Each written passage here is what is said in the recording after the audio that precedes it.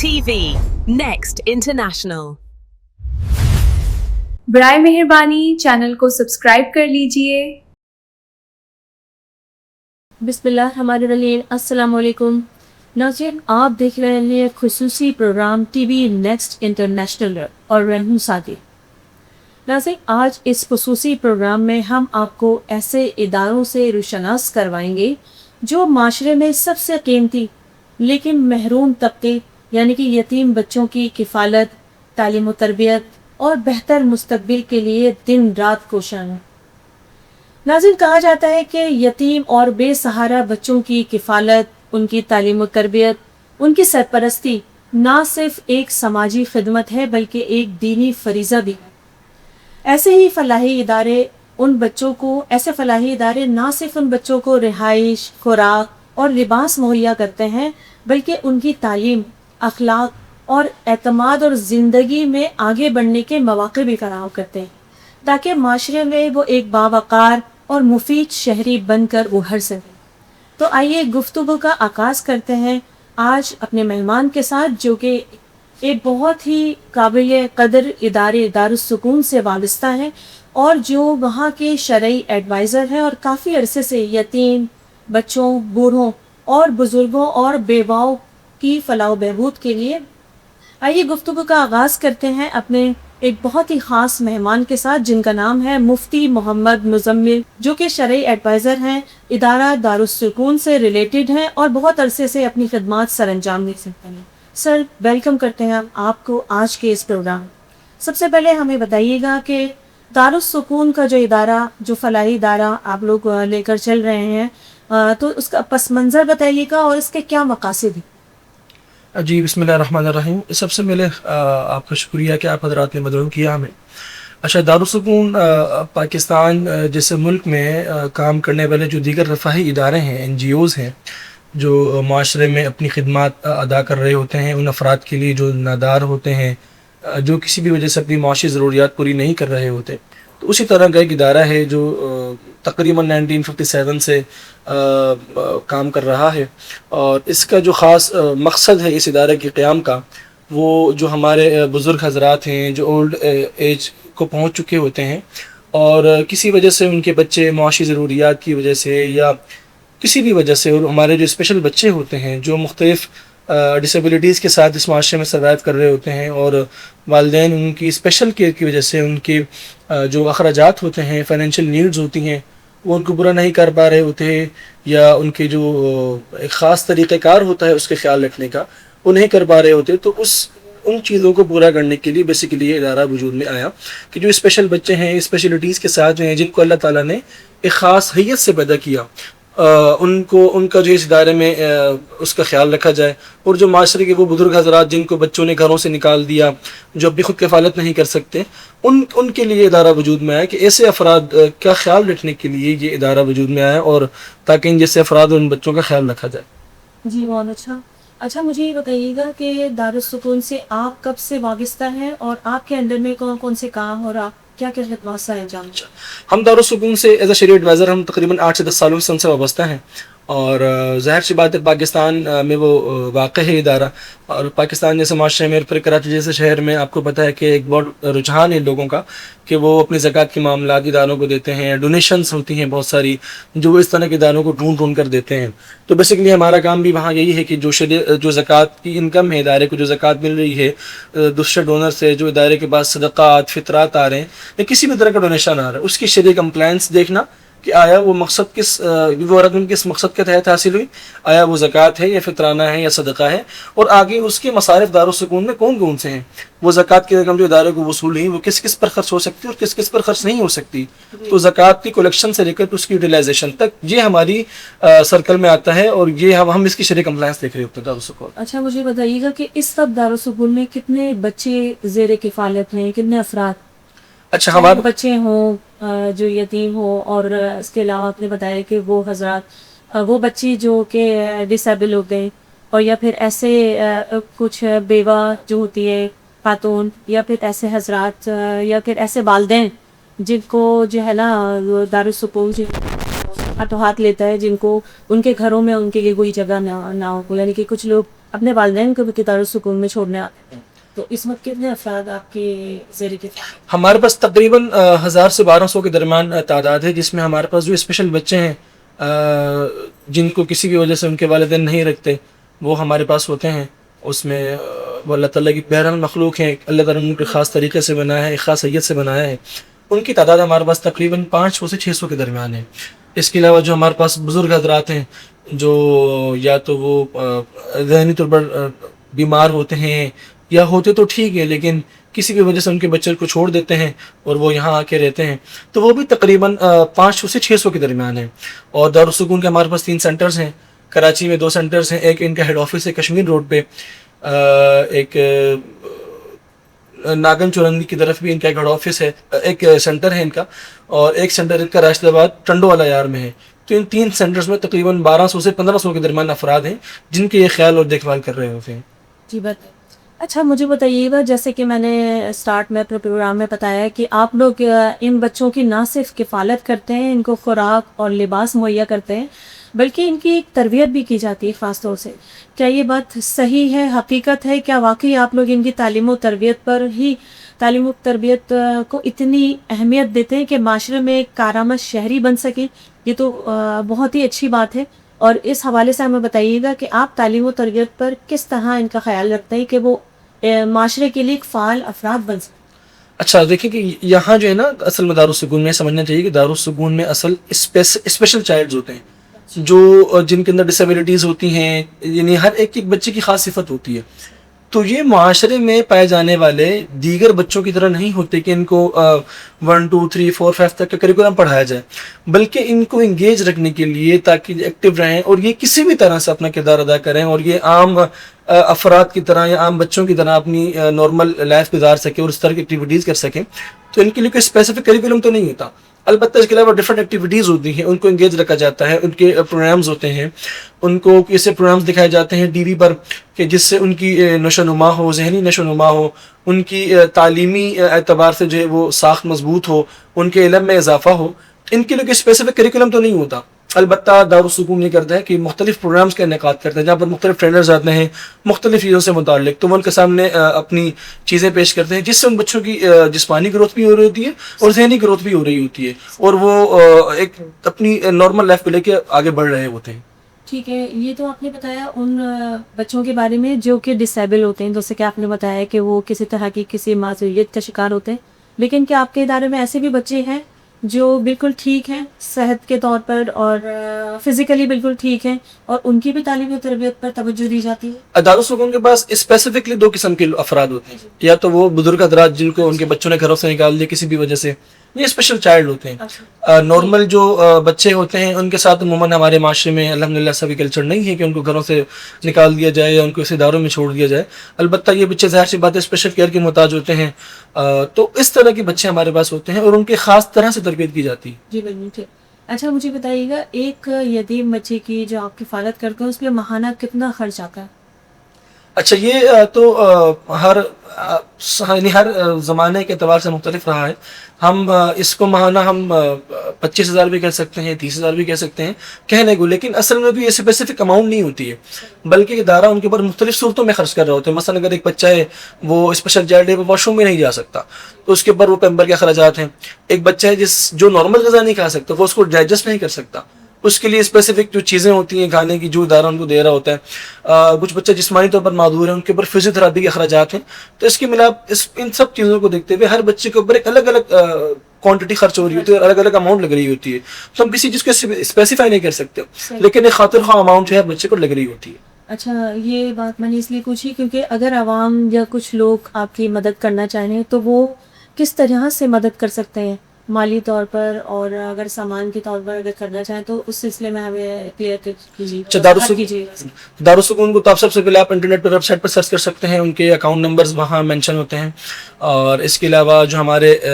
Banks ہیں جیسے میزان بینک ہے، الفلاح بینک ہے، اس پہ ان کے پورٹلز پہ دارالسکون جو ہے ان کی اپلیکیشن پہ ہے. آپ اینی ٹائم جب چاہیں اپنی زکوٰۃ بھی دے سکتے ہیں ادارے کو، اپنے ڈونیشن بھی دے سکتے ہیں. آپ چاہیں تو ان کیش آپ ادارے میں بھی جمع کرا سکتے ہیں، آپ ان کے اکاؤنٹ میں ڈپوزٹ کروا دیں، یا یہ ہے کہ آپ اگر چیک دینا چاہتے ہیں تو آپ ادارے میں آ کے چیک بھی جمع کروا سکتے ہیں. یہ کئی سارے طریقے ہیں ادارے کو ڈونیٹ کرنے کے. اچھا مجھے بتائیے گا کہ جو زکوٰۃ صدقات اور عطیات آپ کو فراہم کیے جاتے ہیں اس کی شفافیت کا کوئی طریقہ بتائیں کہ کس طرح یقینی بنایا جا سکتا ہے، کیونکہ آپ کو پتہ ہے کہ آج کل جو ہے وہ ہر طرح سے جو ہے تھوڑا سا کرپشن پایا جاتا ہے ان چیزوں، تو اس کی شفافیت کے حوالے سے مجھے یہ بتائیے۔ اچھا ظاہر سی بات ہے، جب ادارے میں زکوٰۃ کے معاملات بھی ہیں، ڈونیشن کے معاملات بھی ہیں، تو اسلام نے جہاں زکوٰۃ کے ادا کرنے کا حکم دیا ہے تو وہاں مطلقاً زکوٰۃ ادا کرنے کا حکم نہیں دیا، بلکہ اسلام نے زکوٰۃ کی ادائیگی کے ساتھ ساتھ اس کے اسپیسیفک مصارف بھی بتائے ہیں، اس کی مدات بھی بتائی ہیں کہ اگر ایک شخص جو صاحب نصاب ہے اور اس کے اوپر زکوٰۃ واجب ہے، اس نے جا کے کسی بھی فرد کو نہیں دے دینی، بلکہ معاشرے کے ایک مخصوص طبقے کو دینی ہے، تاکہ معاشرے کے مخصوص طبقے کو ایک فائدہ پہنچے۔ تو ظاہر سی بات ہے ان جیسے اداروں میں ڈونرز ہوتے ہیں وہ ڈائریکٹ بینیفیشریز کو زکوٰۃ نہیں دیتے، بلکہ وہ ادارے کو ایک امین کے طور پر وہ زکوٰۃ دیتے ہیں کہ ادارے کو ہم نے یہ زکوٰۃ کی رقم دے دی، اب ادارے اس زکوٰۃ کی یوٹیلائزیشن میں امین ہے کہ وہ امانت داری سے کام لے اور جو مستحق زکوٰۃ ہیں ان کے اوپر زکوٰۃ خرچ کرے۔ اس کی کمپلائنس کو دیکھنے کے لیے، اس کے معاملات کو دیکھنے کے لیے کہ زکوٰۃ کی رقم جو ادارے کو حاصل ہوئی وہ صحیح مصرف میں بھی خرچ ہو رہی ہے نہیں ہو رہی، ہم فرداً انڈیویجولی ہم بذات خود ایڈوائزر ہم جا کے ان کے انٹرویو لیتے ہیں کہ آیا وہ زکوٰۃ کا مستحق ہے یا نہیں ہے، وہ سید تو نہیں ہے، اس کی ذاتی ملکیت میں کے نصاب کے بقدر مال تو نہیں ہے، وہ سید خاندان سے تو نہیں ہے۔ اگر وہ سید خاندان سے نہ ہو اور وہ مسلمان ہو اور اس کے پاس کوئی نصاب کے بقدر مال بھی نہ ہو تو وہ بہرحال زکوٰۃ کا مستحق ہے۔ تو اس کے اوپر جو آنے والے اخراجات ہوتے ہیں، اس کی دوائی دارو کے اخراجات ہیں، اس کے پیمپرس کے اخراجات ہیں، اس کی غذا کے اخراجات ہیں، ان کے اوپر جو نرسز کام کر لی ہیں ان کے معاملات ہیں، تو وہ تمام تر زکوٰۃ سے ادا کیے جاتے ہیں۔ اور بہرحال دارالسکون میں ایسے بچے بھی ہیں، ایسے افراد بھی ہیں جو غیر مسلم ہیں یا وہ مسلمان تو ہیں لیکن وہ سید ہیں اور ان کو ہم زکوٰۃ کی رقم ہم ان کے اوپر خرچ نہیں کر سکتے، تو اس کی کمپلائنس کے لیے ہم جو ہے ادر دن زکوٰۃ فنڈ صدقے کی رقم ہوتی ہے، فطرے کی رقم ہوتی ہے، وہ ہم ان بچوں پر اور ان افراد پر خرچ کر رہے ہوتے ہیں۔ یعنی کہ جو لوگ مالی طور پر مدد فراہم نہیں کر سکتے، اگر وہ کپڑے، راشن، دوائیاں اور اس صورت یا دیگر سامان کی صورت میں آپ کی مدد کرنا چاہیں تو آپ ان سے رابطہ کرتے ہیں؟ جی بالکل بالکل، اگر آپ ادارے کو یعنی ان کیش زکوٰۃ نہیں دے رہے، اگر آپ ان کائنڈ زکوٰۃ دینا چاہتے ہیں، مثلاً کوئی کمپنی ہے جو ٹیکسٹائل کی کمپنی ہے وہ کپڑے دے سکتی ہے، اس طرح مختلف ادارے یعنی میڈیسن کی کمپنیاں ہیں وہ اگر دوائیاں دینا چاہیں وہ دوائیاں بھی دے سکتے ہیں۔ ظاہر سی بات ہے ادارے میں کپڑے کی بھی ضرورت ہے، دوائیوں کی بھی ضرورت ہے، غذائیات کی بھی ضرورت ہے، تو بہت سارے اخراجات ہوتے ہیں ادارے کے۔ تو اگر کوئی کمپنی یا کوئی شخص انڈیویجول یا کوئی کمپنی اگر ادارے کو کیش نہیں دینا چاہ رہی اور وہ کوئی چیز دینا چاہ رہی ہے، کپڑے دینا چاہ رہی ہے، پیپر دینا چاہ رہی ہے، کوئی دوائیاں دینا چاہ رہی ہے، کوئی گوشت دینا چاہ رہی ہے، کوئی سبزی، کوئی راشن، کسی بھی طرح کا، تو وہ سب ادارے میں جمع کرا سکتے ہو۔ جی جی۔ اچھا ادارے میں جیسے کہ آپ نے بتایا کہ کچھ بچے جو ہیں وہ ذہنی طور پر معذور ہیں یا کچھ فزیکلی معذور ہیں، اس کا ڈسیبلٹی کا شکار ہے، تو ایسی صورت ان کی جذباتی اور ذہنی نشو و نما کے اوپر آپ کیا زور دیتے ہیں؟ کس طریقے سے ان کو سنبھالا جاتا ہے اور کیا ان کو واقعی یہ احساس ہوتا ہے؟ کیونکہ دیکھیں ایک ڈسیبل بچہ جو ہوتا ہے نا اس کے لیے ایک اسپیشل کیئر کی ضرورت ہوتی ہے، اور پھر یہاں پر تو ان کے ماں باپ بھی موجود نہیں ہوتے، تو اس کے لیے کیا خصوصی انتظامات آپ لوگ کرتے ہیں؟ اچھا، سب سے پہلے جو ان کی نرسز ہوتی ہیں، جو ان کے کیئر ٹیکرز ہوتے ہیں، ان کی ایک خاص ٹریننگ ان کو دی جاتی ہے کہ بھئی ظاہر سی بات ہے جو اسپیشل بچے کو اس کے ساتھ اسپیشل نیڈز ہیں، آپ اس بچے کے ساتھ عام بچے کی طرح نہیں چل سکتے۔ جو جذبات عام بچے کے ہیں وہ اس بچے کی نہیں ہے، وہ ہائپر ہو سکتا ہے، وہ جلد باز ہو سکتا ہے، وہ کیا پتہ ہاتھ بھی اٹھاتا ہو آپ کے اوپر، کیونکہ وہ ذہنی طور پر اس کا توازن برقرار نہیں ہے، اس کو اللہ تعالیٰ نے انہی چیزوں کے ساتھ پیدا کیا ہے۔ تو سب سے پہلے جو ان کا اسٹاف ہوتا ہے اس کو ٹرین کرنا کہ جی آپ اگر ان بچوں کے ساتھ رہ رہے ہیں تو آپ کو کبھی آپ کے اوپر ہاتھ اٹھ سکتا ہے، کبھی آپ کو برا بھلا بھی کہا جا سکتا ہے، آپ کے ساتھ کئی طرح کا رویہ اختیار کیا جا سکتا ہے، تو آپ نے انسان ہونے کی حیثیت سے ان بچوں کا خیال کرنا ہے، آپ نے صبر و تحمل سے چلنا ہے۔ تو جب اس اسٹاف کی ٹریننگ ہوتی ہے تو اس کے بعد جب ان بچوں کے پاس وہ اسٹاف جاتا ہے تو وہ ان کو پھر ان طرح کے مسائل کا سامنا نہیں ہوتا، اور پھر ان بچوں کی ذہنی نشو و نما کے لیے جیسے میں نے بھی عرض کیا مختلف ایکٹیویٹیز دیکھی جاتی ہیں، کہ کبھی پلے گراؤنڈ میں ان کے ساتھ کوئی کھیلا جا رہا ہے، کوئی فٹ بال کی ایکٹیویٹی ہے، کوئی موویز دکھائی جا رہی ہیں، کسی بھی طرح بس ان کو انگیج رکھنا کہ وہ اپنے آپ کی اسپیشل نہ سمجھیں بلکہ نارمل سمجھیں، اور وہ اپنے اسپیشل پن کو اپنے اوپر اپنے ذہن پر سوار نہ کریں، جس کی وجہ سے ان کی شخصیت میں اور کوئی منفی اثرات پیدا ہو، کوئی نیگیٹیوٹی پیدا ہو۔ تو ان کو انگیج رکھنے کے لیے ان کو فارغ نہیں چھوڑا جاتا، بلکہ ہر آن ہر لمحہ یا تو وہ آرام کر رہے ہوں گے یا وہ کھا پی رہے ہوں گے یا وہ کہیں نہ کہیں ایکٹیویٹیز میں مصروف ہیں۔ جی بہت اچھی آپ نے بات بتائی، کیونکہ اگر ہم انہیں ایکٹیویٹیز میں جو ہے انوالو نہ کریں تو اور زیادہ محرومیت کا شکار ہو جائے گا۔ بہت اچھی بات ہے ناظرین. اس وقت وقت ہوا ہے ایک چھوٹی سے بریک کا. کہیں مت جائیے گا, ملتے ہیں آپ سے بریک کے بعد. TV. Next International. یہ ہیں دوستوں کے دوست، یاروں کے یار، محبت اور خلوص سے بھرے نواب تعبیر احمد آغائی. یہ لا رہے ہیں خوبصورت یادوں سے سجا پروگرام نواب صاحب کی بیٹھک. تو دیکھنا مت بھولیے گا ہر اتوار کی شب 10 بجے صرف ٹی وی نیکسٹ پر نواب صاحب کی بیٹھک. برائے مہربانی چینل کو سبسکرائب کر لیجئے. TV. Next International. Welcome back ناظرین. حاضر خدمت ہے آپ کے ساتھ ایک خصوصی پروگرام کے ساتھ جس میں ہمارے ساتھ موجود ہیں مفتی محمد مزمل جو کہ شرعی ایڈوائزر ہیں دارالسکون ادارہ دارالسکون سے ریلیٹڈ ہیں اور بہت عرصے سے اپنی خدمات سر انجام کے ہیں. اس سلسلے میں بلا تاخیر ہم آپ سے ایک اور سوال کرنا چاہ رہے ہیں کہ اگر معاشرے میں بہت سارے مخیر حضرات ہوتے ہیں جو اپنی خدمات فراہم کرنا چاہتے ہیں ان کو آپ کیا پیغام دینا چاہتے ہیں؟ جی بالکل. ان افراد کو جو صاحب استطاعت ہیں، اللہ تعالیٰ نے ان کو کسی بھی درجے میں مالی ثروت سے نوازا ہے، صاحب ثروت ہیں، تو یقیناً ان کو جو ہے ان اداروں کے وزٹ کرنا چاہیے. اور احادیث میں اس کی بڑی فضیلت ہے. حدیث میں آتا ہے کہ آپ صلی اللہ علیہ وسلم نے فرمایا کہ جب تک ایک بندہ اپنے بھائی کی فکر میں لگا رہتا ہے کہ اس کی مالی ضروریات پوری ہوں یا اس کی کسی بھی طرح کی ضروریات پوری ہوں، تو اللہ تعالیٰ اپنے اس بندے کی فکر میں لگا رہتا ہے. اور حدیث میں آتا ہے کہ آپ صلی اللہ علیہ وسلم نے فرمایا کہ لوگوں میں سب سے بہترین وہ ہے جو دوسرے افراد کے لیے سب سے بہترین ہو، ان کے لیے نفع بخش ہو. تو ظاہر سی بات ہے جب اللہ تعالیٰ نے آپ کو صاحب ثروت بنایا تو ان سے اس ثروت کے ساتھ اس مال کے ساتھ آپ کے اوپر کچھ حقوق بھی واجب کیے. تو زکوٰۃ کا بیسکلی آپ اگر آپ بیک گراؤنڈ دیکھیں تو اگر ایک صاحب ثروت شخص جس کو اللہ نے بڑا مال دیا، اس نے اپنے مال سے زکوٰۃ ادا کی، کسی غریب کو جو ہے وہ اس نے وہ زکوٰۃ کی رقم ادا کی یا صدقے کی رقم ادا کی، تو غریب شخص جس کو وہ زکوٰۃ کی رقم دی گئی یا صدقے کی رقم دی گئی، وہ اس چیز کو یا اس پیسے کو اٹ سیلف کھا کے اپنی نیند کبھی پوری نہیں کر سکتا، نہ اس کو کھا کے اپنا پیٹ بھر سکتا ہے. مثلا اگر میں نے کسی کو 100 روپے کا نوٹ دیا ہے زکوٰۃ کی مد میں، 1000 روپے کا نوٹ دیا، 5000 روپے کا نوٹ دیا، تو وہ یقیناً اس 5000 روپے سے آٹا لے گا، چاول لے گا، چینی لے گا. اس سے پوری انڈسٹری چل رہی ہوتی ہے. اپنے لیے سوٹ لے گا پہننے کا. تو یہ اللہ نے ایک معاشی سرکل چلایا ہے کہ جب ایک صاحب ثروت زکوٰۃ ادا کرتا ہے اس کی نیڈ پوری ہوتی ہے، وہ دوبارہ جب وہ چیز خریدتا ہے تو وہ پیسہ دوبارہ اس آدمی کے پاس جاتا ہے. تو یہ اللہ تعالیٰ نے ایک معاشی سرکل چلایا ہے. تو اس طرح جو جن افراد کو اللہ تعالیٰ نے صاحب حیثیت بنایا، صاحب استطاعت بنایا، ان کو چاہیے کہ وہ اداروں کے وزٹ کریں اور ان کو دیکھیں. اور دراصل وہاں جا کے اپنی عافیت کا بھی اندازہ ہوتا ہے کہ انسان کو کہ اللہ تعالیٰ نے ہمیں کتنی عافیت سے رکھا. اور اللہ تعالیٰ نے صرف عافیت سے نہیں رکھا بلکہ اللہ تعالیٰ نے ہمارے اوپر بے بہا نعمتیں نازل فرمائی اور ہم بڑی اچھی حالت میں، مالی اعتبار سے، جسمانی حالت میں. تو ایسے افراد کو چاہیے کہ وہ وہاں جا کے اداروں کے وزٹ کریں. اور دارالسکون تو اینی ٹائم اویلیبل ہے، آپ حضرات آئیں وہاں وزٹ کریں، ان افراد سے ملیں، ان سے انٹریکشن کریں. آپ کو اندازہ ہوگا کہ وہاں کتنی ضرورت ہے. اور اس کے بعد آپ ان اداروں کے ساتھ جڑے رہیں ہمیشہ کے لیے، تعاون کا معاملہ رکھیں. جی بالکل ٹھیک. اچھا، یہاں پر مجھے بھی ایک حدیث قدسی ہے مجھے یاد آ گئی کہ آپ صلی اللہ علیہ وآلہ وسلم نے فرمایا کہ اللہ تعالیٰ اپنے بندے سے سوال کرے گا کہ اے میرے بندے، تو نے مجھے کھانا نہیں کھلایا. تو بندہ جو ہے نا وہ کہے گا کہ یا اللہ تو خود رزاق ہے، تو رزق دینے والا ہے، کیا تجھے بھی کھانے کی ضرورت ہوتی؟ تو اللہ تعالیٰ فرماتا ہے کہ تو نے میرے فلاں بندے کو جو بھوکا تھا اسے کھانا نہیں کھلایا. پھر اسی طرح اللہ تعالیٰ سوال کرے گا اپنے بندے سے کہ اے میرے بندے، کیا تو نے مجھے لباس دیا؟